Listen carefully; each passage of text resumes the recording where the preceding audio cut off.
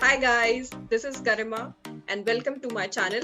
Today we are going to discuss a wonderful topic, and that is, should you change yourself for others?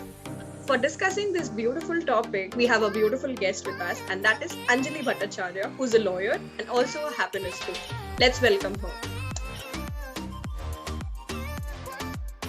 Hi Anjali. Hi Garima, thank you so much to invite me to have this beautiful discussion on this amazing platform that you have created for yourself.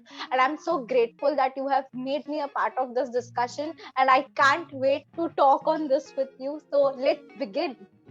Yes, let's start with it.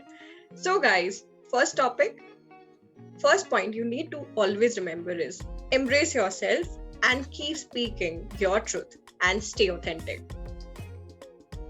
Yes, staying authentic is important because you can't make everyone happy. Let's get clear with this. You can't make everyone happy, and you can be the most kindest person in the room, and yet they are going to judge your kindness. So true, Anjali. So, guys, don't shrink yourself, be yourself, and let the world adjust. Adding to that, you have to be yourself, you have to believe in yourself, you have to concentrate on your goals and your battles, as people are going to instigate you to push you away from your goals. They're going to portray you in a negative way as someone that you're not, and they're always going to make you feel bad about yourself and that you're not enough. That's so true, Anjali. So, to deal this, guys, don't be threatened by others' judgment, their opinions, and rather stay assertive. Staying assertive means being confident in your shoes, being yourself, and staying respectful for who you are and your making. At the same time, don't let others' thought control you or your life. Yes, absolutely. As you know, if you let other people control your life, if you just keep people pleasing all your life, being the way that others want you to be and pleasing them for that, then the only person at loss of joy will be you. You will just be at loss of joy. And it's such a big problem, Garima, today, that so many of us face. We just end up wanting that validation and people pleasing, and we don't, we can't find a way out of it.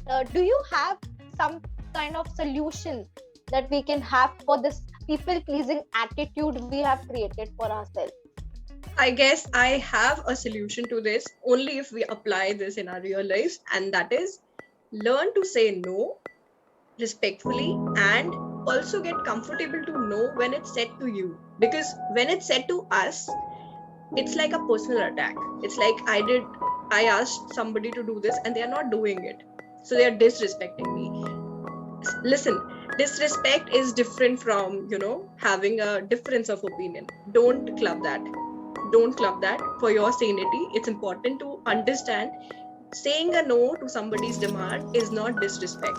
It's just being true to yourself and staying respectful at the same time. No is not something very disrespectful.